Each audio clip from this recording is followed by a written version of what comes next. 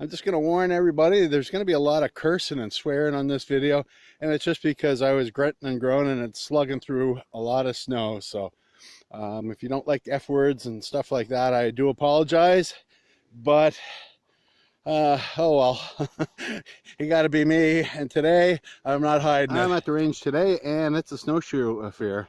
Now, fortunately enough, the first 100 meters or so was plowed out, and I could get my vehicle off the road. But anyway, I don't know, this first 100 meters or 150 meters or so is, I don't know if it was tougher or if putting the goddamn snowshoes on was tougher.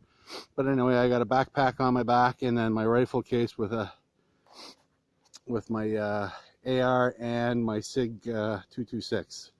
So anyway, let's see where we're going. Up that way, behind those trees. Anyway, then we'll find the range. Hopefully there's something to shoot at, because I need to zero my AR, because I just put a new foregrip on it, or a new handguard, I meant to say. So that's Fat Man with a shotgun, at least the first part of this video.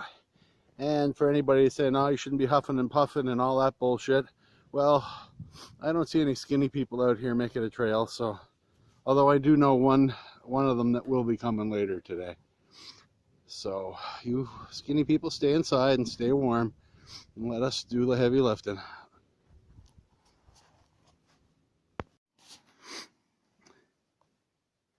Well, I have to say, it's awful pretty out here, but I just hit the tree line and the snow is terribly soft. So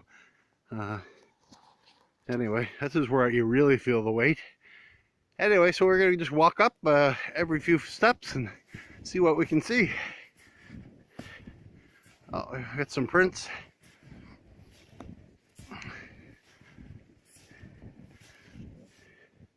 Looks like we have a fox probably. And what do we have up here? Huh.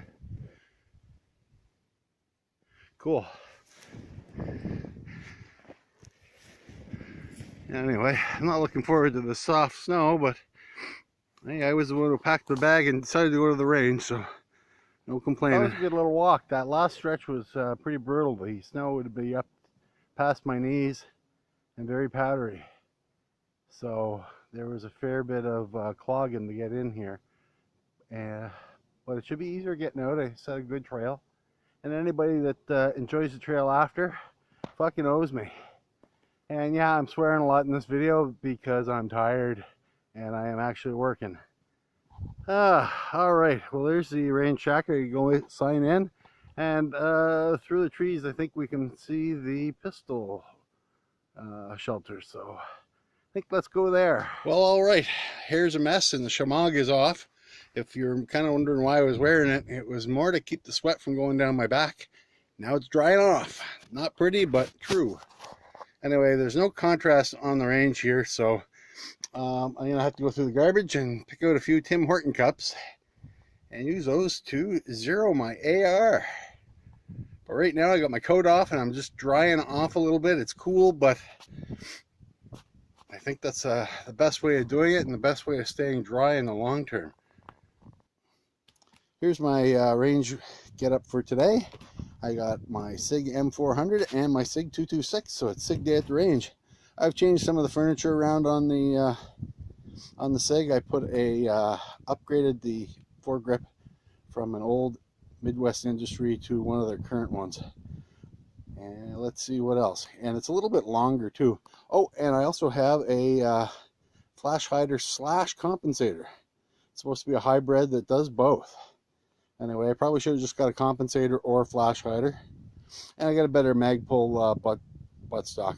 I can get a good cheek weld on this one because it's got the battery compartment on both sides.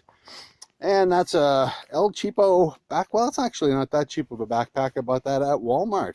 It's a SOG brand, and it matched the some of the pouches I have for my AR mag. So yeah, I figured I'd just attach that to piss off a liberal.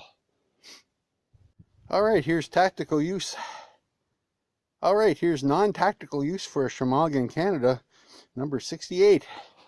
So you put your gloves, your warmer gloves, not your shooting gloves, inside the Shamog. You fold it up, covering the gloves completely, like my pinky, do you? And then wrap them up, and you have a nice warm place to sit, and it's better than the cold steel from the chair sapping up through your butt. Alright, this video is going to be full of rants, but these Phobos holsters are great. I'm just sticking those in my pants or on my belt, and there's nothing better than having a good holster when you're at the range for safety purposes. At least I think so. The safest place your gun can be, next to being locked up in your safe or in your hands, I suppose. Alright, so here's a good use for these cheap Phobos holsters. Day like today, when you don't feel like carrying a lot of crap into the range, you have a holster for your gun. And you know what? If you're not using your gun, one of the best places for it to be is in your holster, because you know it's safe there. Alright, as you can see, I got a Tim Hortons cup lined up.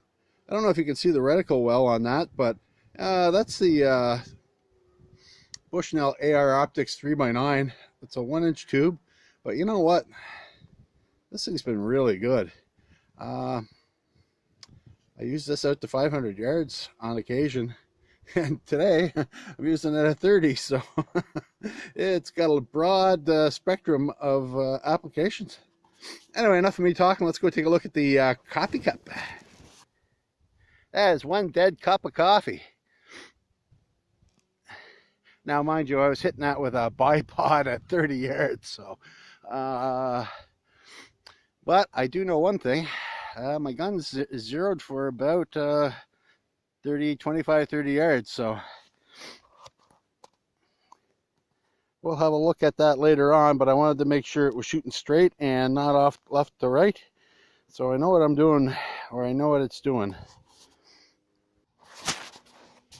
And if anybody's wondering what the point of this video is, I'm just making a video. It's something to do while you're at the range by yourself. And it looks like I hit it with the 9mm low. It was a few shots were low and off to the left.